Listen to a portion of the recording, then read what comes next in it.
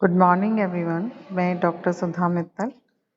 बच्चों, अपन संप्रेषण के प्रकारों को आगे बढ़ाते हुए आज हम अध्ययन करेंगे संदेशों के माध्यमों के आधार पर संप्रेषण के प्रकार on the basis of medias of messages.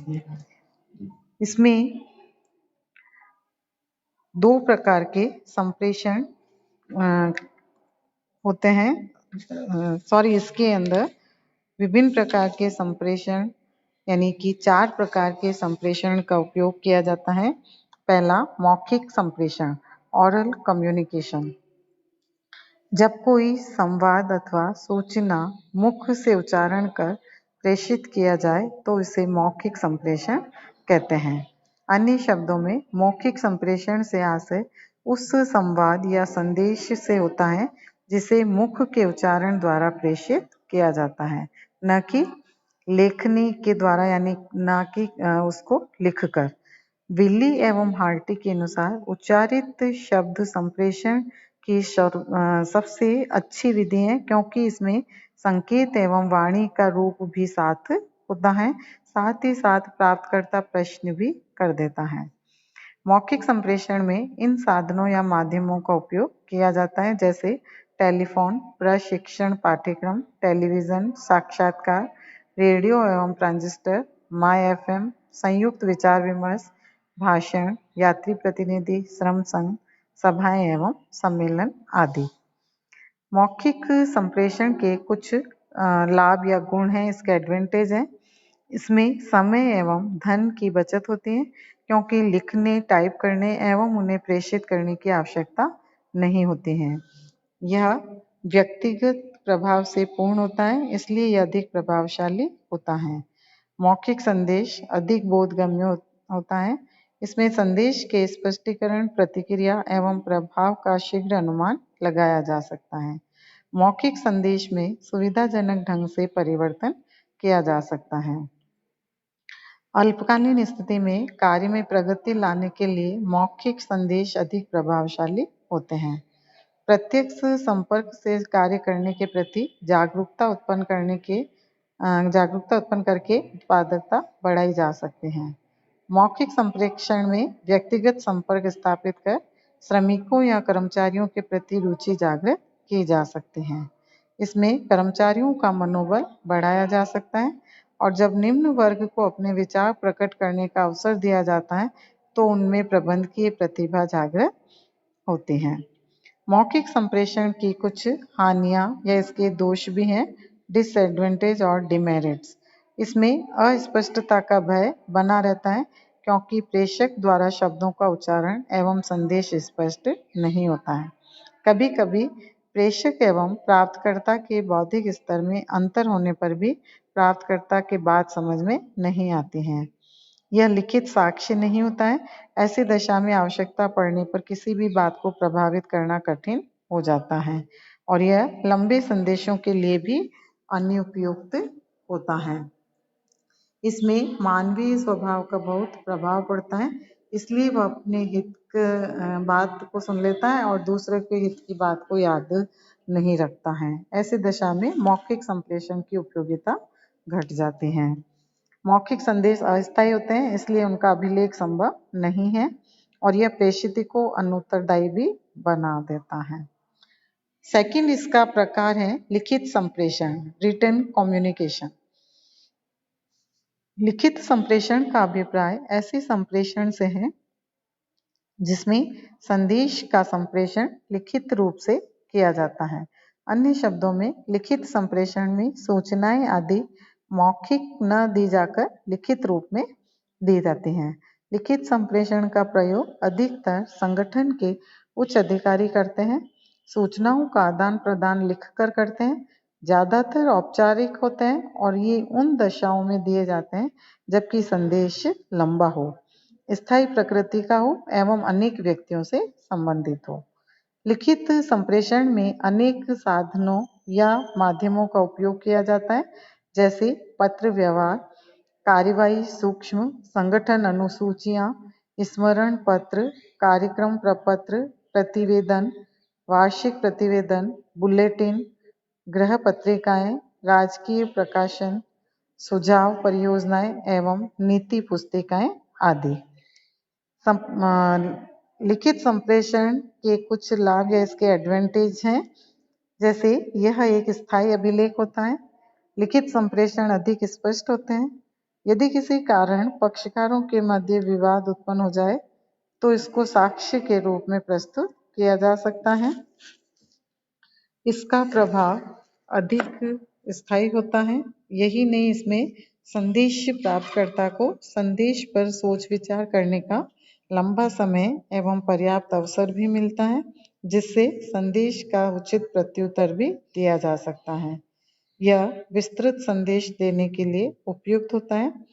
यदि संदेश को भिन्न भिन्न शहरों या नगरों में भेजना हो तो लिखित रूप में भेजने से साधारण व्यय से इस कार्य को संपन्न किया जा सकता है। इसके द्वारा विस्तृत एवं जटिल संदेश को, जिसे याद रखना कठिन होता है, सरलता से प्रस्तुत किया जा सकता है। लिखित संप्रेषण से प्रबंधकीय कार्य सरल हो जाता है। लिखित संप्रेषण के कुछ दोष या इसके भी डिसएडवांटेज हैं। इसमें सभी बातों को विस्तार से स्पष्ट करना होता है, इसलिए यह अधिक व्ययशील हो जाता है।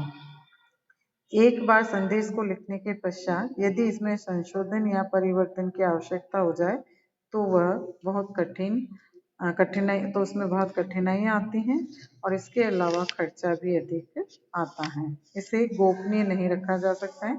इसके अंतर्गत अनेक औपचारिकताओं का पालन करना पड़ता है। तो इस तरह से इसकी कई प्रकार की अवगुण भी या इसके डिमेरिट्स भी हम देख सकते हैं। मौखिक संप्रेषण और लिखित संप्रेषण में अंतर हो सकते हैं। मौखिक संप्रेषण प्रेषक एवं प्रेषित आमने सामने होकर संदेशों का आदान प्रदान करते हैं, जबकि लिखित संदेश में दोनों पक्षकार एक दूसरे को लिखित में संदेश देते हैं और लेते हैं। मौखिक संप्रेषण में लोगों का ध्यान आसानी से आकर्षित किया जा सकता है और लिखित संप्रेषण में तुलनात्मक दृष्टि से प्रत्येक व्यक्ति को इतना अधिक आकर्षित नहीं किया जा सकता है। मौखिक संप्रेषण में समय आवश्यकता अनुसार मूल संदेश के साथ अतिरिक्त संदेश भी दिए जा सकते हैं।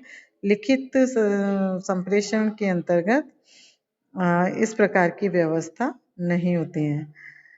मौखिक संप्रेषण संदेशों का भविष्य के लिए कोई प्रमाण नहीं होता है। लिखित संप्रेषण में प्रत्यक्ष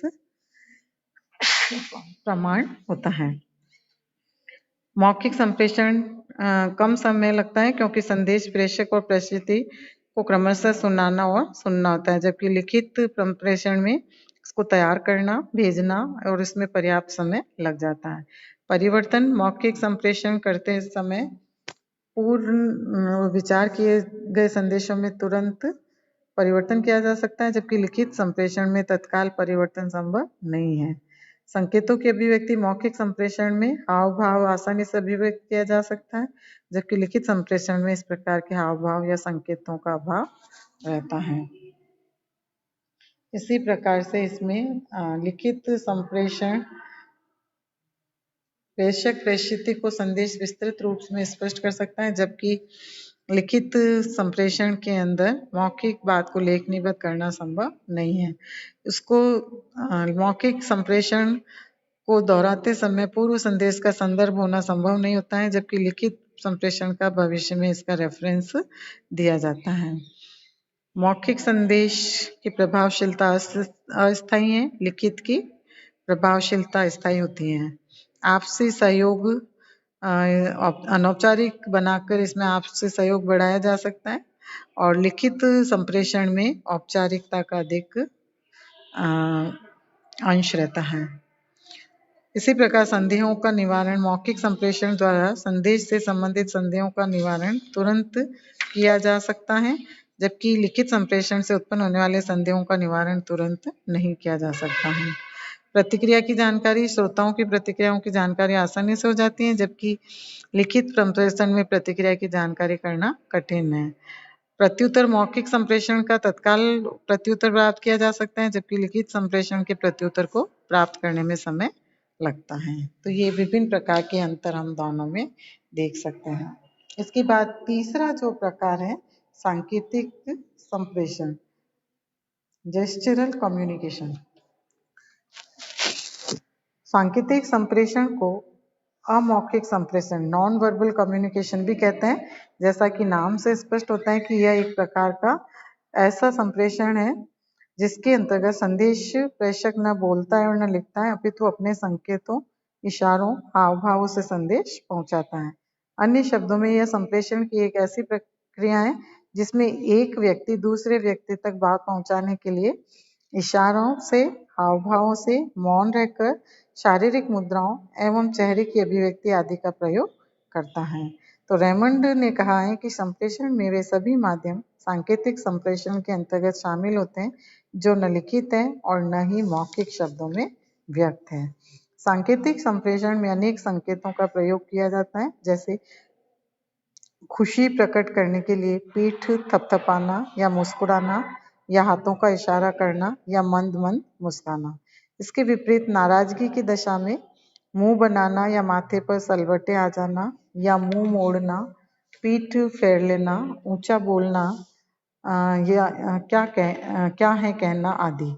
इसके अतिरिक्त सांकेतिक संप्रेषण में हाथ मिलाना, गर्दन नीचे करके खड़े हो जाना, सिर हिलाना, हाथ हिलाना, आंखों को झपकाना, मुंह मोड़ना, कंधे मचकाना, टेढ़ी निगाह से देखना और आंख मारना आदि भी सम्मिलित होता है।